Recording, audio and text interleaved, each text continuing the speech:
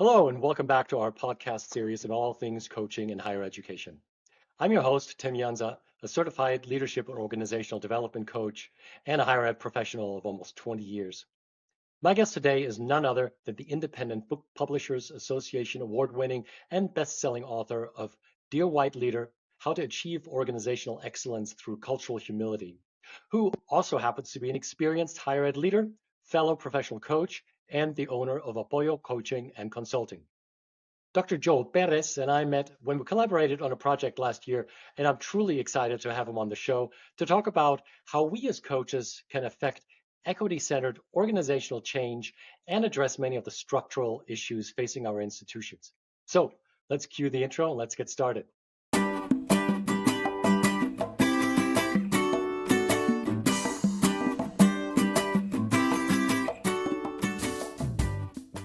Hey, Joel, it's so wonderful to have you on the show. Tim, thanks for having me on this podcast and looking forward to this conversation. And I'm really excited about where this conversation is going to go and sharing more about who I am and what I do and what inspired me to write Dear White Leader, as well as my passion for coming alongside leaders in higher education, help them be exceptional leaders in the areas that they lead in. Exceptional leadership, we could definitely use a little bit more of that in higher ed, can't we? Yes, for sure.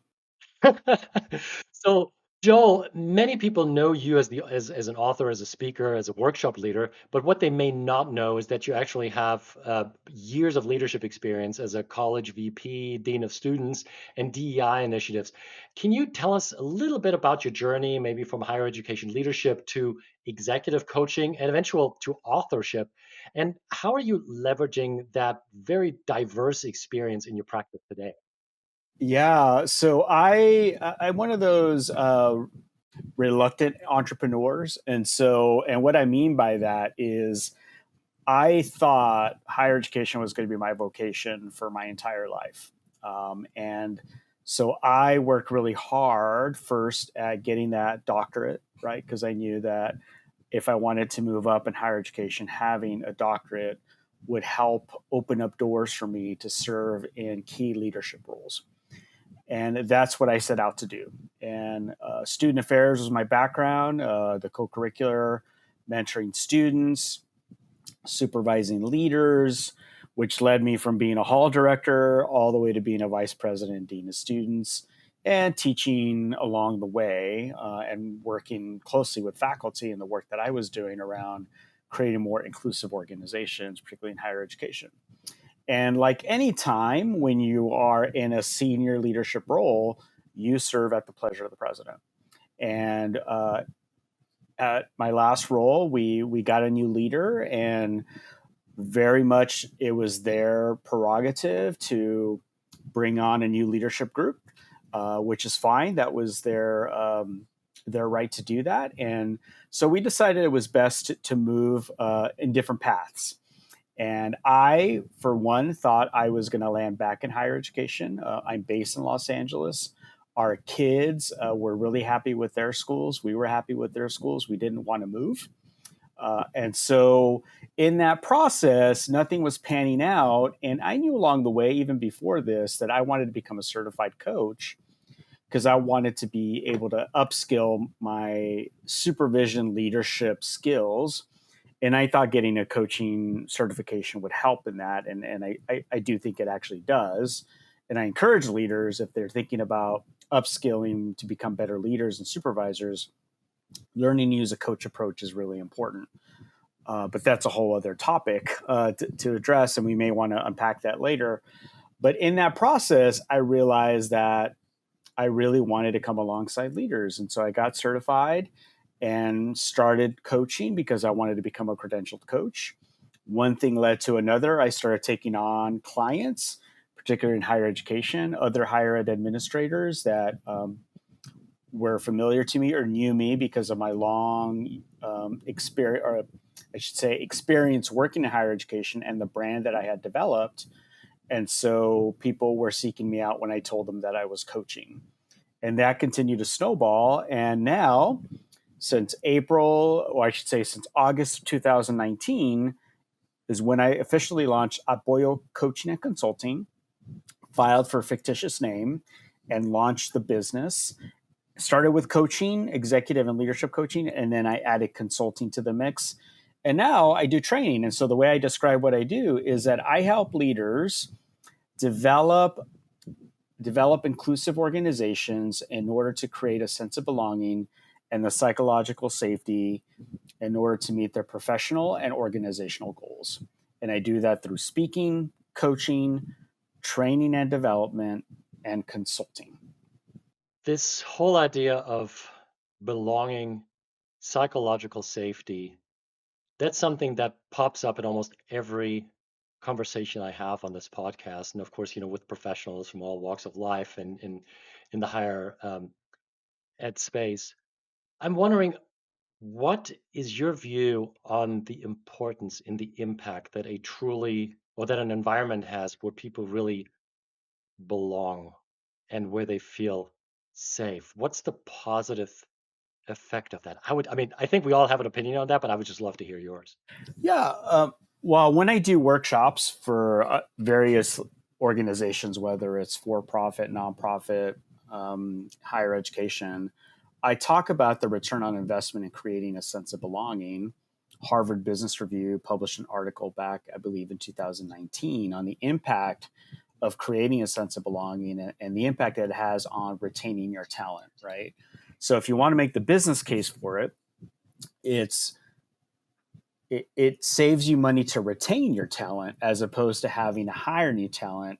And creating a sense of belonging leads to people wanting to continue to work in your organization because they see themselves being a part of the organization, thriving in the organization. And so the business impact is huge because it saves you dollars. But also, I think from a human perspective, I think people want to be treated with fairly, equitably, and as you know, Tim, society has changed, demographics have changed, and they're going to continue to morph and change. So we need leaders who, and I talk about this in the book about leading exceptionally, and one of those is creating that sense of belonging, so that people with different cultural views, political views, different socioeconomic status, different gender identities, feel like they belong in the organization. And you as a leader can develop the skills to create that sense of belonging in order for the folks that you lead, work with, feel like they can thrive and belong in that organization. So how do you as a coach support leaders to get to that point? And maybe at this point, you could also talk about the idea of cultural humility, which is so central to your work. How do you do that? How do you approach a leader for them to even understand that there's room for growth and improvement? Yeah, so I believe it starts with self-awareness, which I know is not an easy thing for people. It's scary because we don't like looking at ourselves in the mirror for various reasons. We don't always like what is reflected in the mirror, but if you're able as a leader to embrace this idea of self-awareness, you're going to become that exceptional leader you desire to be. So in this case, with cultural humility, one of the key aspects or the foundational aspects is self-awareness and self-critique. So you as a leader learning to look at yourself, not just once, twice, 3 times, but for really your entire life as a leader. Because as we know, as a leader, you need to be continually improving yourself because things change, leadership environments in your organization change. You have to develop the ability to be nimble. So looking at yourself is going to be a constant. It's not really a choice if you want to lead well. So I help leaders with that self-awareness piece. And one of the things I talk about is getting clear on your biases. What are those? And we all have bias. You can never eradicate bias, but you can do things to mitigate the impact that bias has on you as a leader. One easy thing you could start doing is before you walk into a meeting or a conversation with a colleague, a student, a faculty member, asking yourself, what biases do I need to check myself on before I walk into this conversation, right? So self-awareness requires getting clear on your biases, developing cultural self-awareness. So what cultures do you basically getting clear on your salient identities, whatever those may be, ethnicity, gender, socioeconomic status, however you identify those being salient for you, and leaning into them as sources of strength, right? So cultural self-awareness. And then thirdly is then as you begin to develop your own awareness about yourself, is you will, I believe, be open to hearing conversations and getting to know the people around you. And that's where that other awareness piece comes in. Or the third aspect is you will begin to hear the stories of people you work with that work for you, the students you serve. And that's going to lead to probably some realizations that there's some things that particular identity groups are disadvantaged with, right? Have not had the same experience in your organization that others have. So that's the second piece of redressing the power imbalances that you begin to see and recognize, that ultimately leads to that third aspect of cultural humility, which is systems change or organizational change. But it all starts with you, the individual leader, but it doesn't end with you. It moves out into the organization and ultimately the institution. And I contend that into your community. And by community, I'm talking about your family, your faith community, the volunteer organizations you belong to. And I truly believe if we get better at these things, society will be in a better place than how we find it today. That's beautifully said. Thank you, Joel, and thank you for explaining that. What you're describing truly resonates with me because my work I've done, the work I've done in the agile space and agile transformation, and what you're describing is exactly what I talk about there, where let's call it innovation, let's call it a change, let's call it something that is positive. It doesn't have to be large, momentous, but small things, small ways of improving interactions, policies, processes, whatever you want to, workflows, whatever you want to say, that they naturally affect the system that they're embedded in through the people. And that seems to be very much what you're describing. So it's not about taking the sledgehammer to a system and knocking it all down and trying to all of a sudden create this wonderful equity-driven organization. It doesn't happen like that because there will be resistance. And which then really brings me to what you said about self-awareness and self-critique. As you know, academics can be a little prickly when it comes to that because we are so used to being the experts in the room, right? A lot of people have built their identity around their academic accomplishments and their publication record, and all these things, and the research money they're bringing in, and so forth.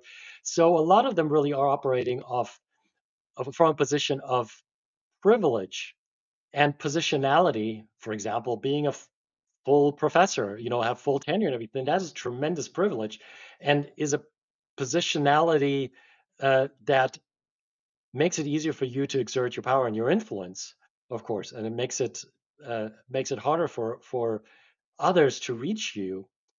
And I'm wondering, how do you overcome some of the resistance, which undoubtedly you're facing, especially in uh, let's call them white leaders, uh, and what is the resistance, and what's a technique, maybe what's a strategy to overcome that, and how do you even recognize that? Well, I think as an individual, that's where you hopefully have a desire to improve yourself, right? To improve your craft as a faculty member, as a dean, right? Or you've come to realize, whether that someone points it out to you or you observe it in yourself, that there's some change that needs to happen.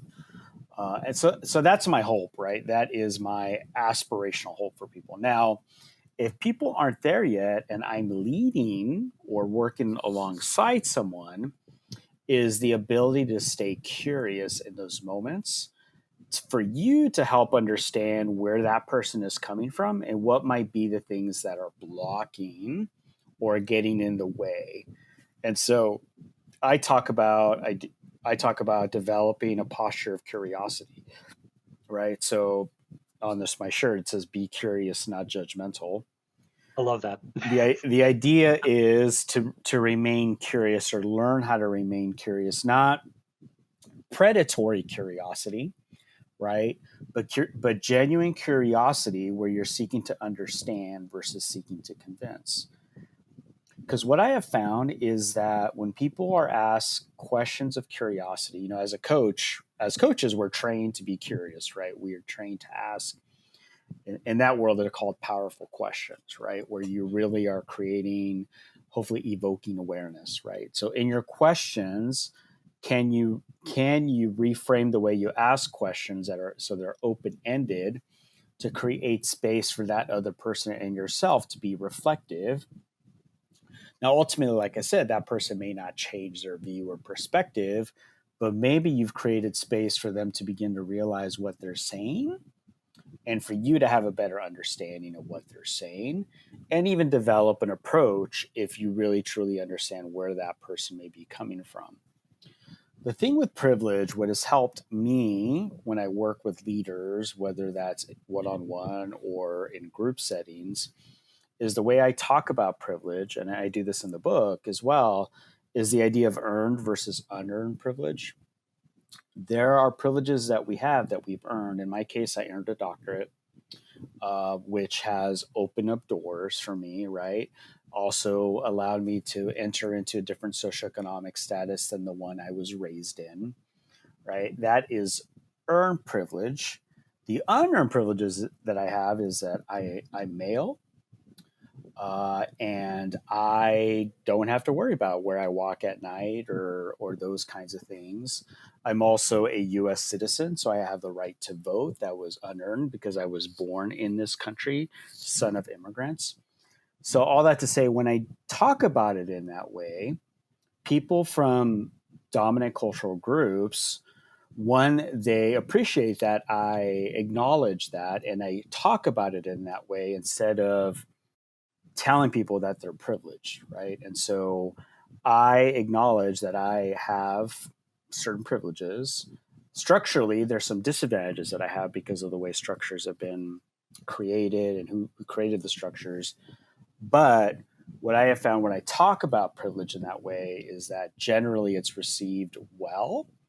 And because people are like, oh, okay, Joel still makes mistakes, he acknowledges that he has privilege or blessings or whatever you want to do. And I don't accuse people of just being privileged. Because I think a lot of times, Tim, is people don't, we do this in academia a lot. We use terms and words that we assume everybody knows. But the reality is not everyone knows those terms. So what do you mean? What do you mean by privilege? What do you mean by woke? What do you mean by diversity, equity, inclusion?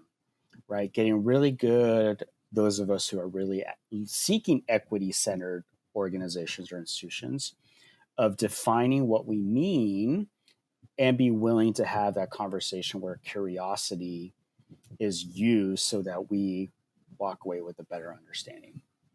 There's so much to unpack that we don't even have time for that. But I wanted to hit just on a couple of things. I come from a language and intercultural training background. And for me, I've always been fascinated with the power of language. You talked about stories, the power of stories earlier, and I know that this is something that a lot of leaders, especially those who have more of a data-driven uh, right hemisphere mindset, easily dismiss because like stories, that's fluff. Who cares about the story? It's all about outcomes, right? So that's one thing, and it's a good reminder for coaches and leaders in general to remember that every person has a story and that their story matters to them. Mhm. It may not necessarily matter to you, but it certainly matters to them. Also, this idea of language being simultaneously inclusive and exclusive, that's Mm. something that's always fascinates me. I mean, you talk to any researcher, anybody in academia, as you said, even between different colleges, different departments, different research units, different fields, we use words differently, and that kind of shows that to others that we're part of this group, and also shows the people who are part of this group, hey, I'm one of you. So I think that's always an interesting dynamic here. So to make as a coach to help leader or anybody really at a client become aware of number one their biases, how they manifest in language, how they use language, how they then perceive the language that others use as uneducated, as stupid, as uninformed, whatever. It's easy to pigeonhole that. And the thing about earned versus unearned privilege, I wanted to just kind of follow up on that. Academia seems to be one of the areas where earned privilege sometimes reinforces problems deliberately. And what I mean Mm. by that is I've met so many academic leaders who say, well, I went to the hell of PhD. I did tenure track. It was terrible. I had to suffer terrible leadership and all these things. But instead of then using then their position of privilege to pay it forward and to say, you know what, let me try to prevent others from having to go through the same harrowing experience, they dig in their heels and they say, well, if I had to do it, you will have to do it. Is that something that you've observed as well? And if so, how do you break through that? Yeah, no, I have either directly experiencing that with people that I used to work for, right? Well, that's just the way it is, and I paid my dues. You have to pay your dues, right? The question for a leader is, where does that come from?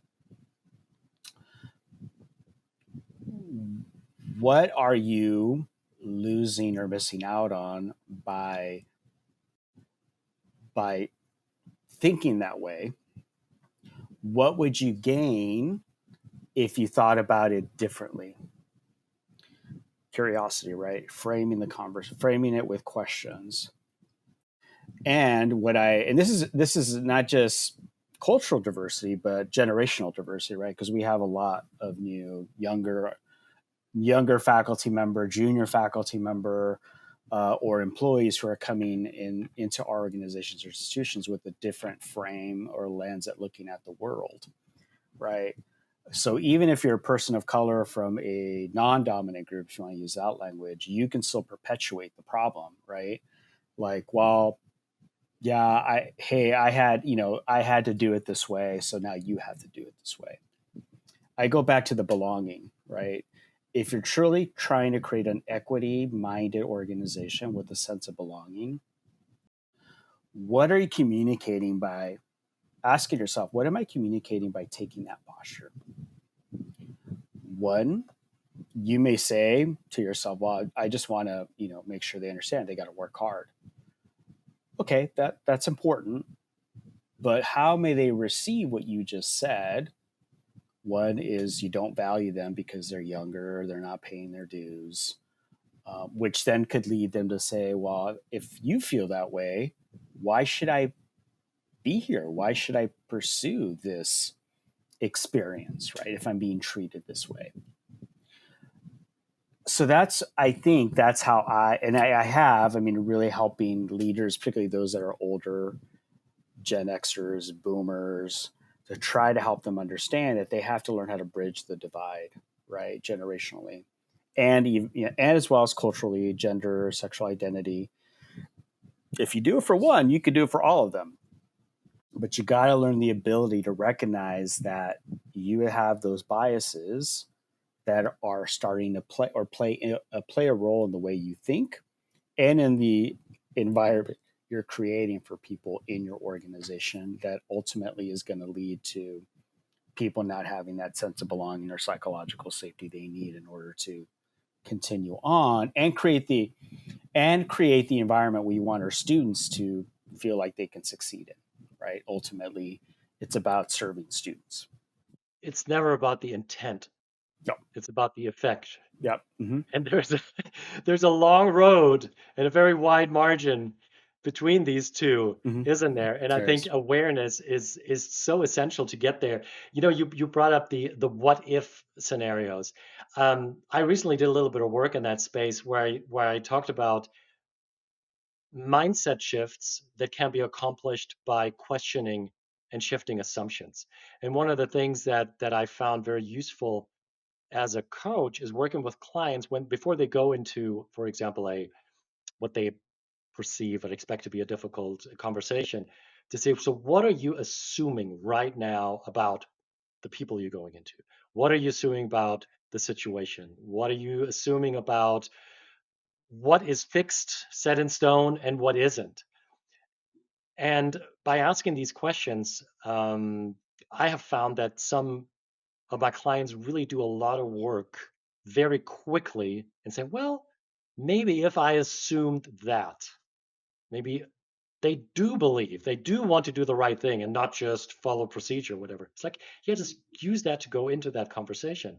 That shifts their mindset very quickly because when you address a mindset, you need to change your mindset. What does that even mean? It's amorphous, such an amorphous thing. So yeah, thank you so much for bringing this up. So I'm just looking at the time, Joel, and I'm wondering to kind of slowly wrap some things up. What is what would you say for coaches? What is like one question a professional coach should ask themselves regularly to stay aligned with equity centered coaching and an equity centered approach? Well, I think you touched on it and just what you said, right? Yeah. Are there any assumptions I'm making before I enter this coaching conversation or this, I call it coaching container, right?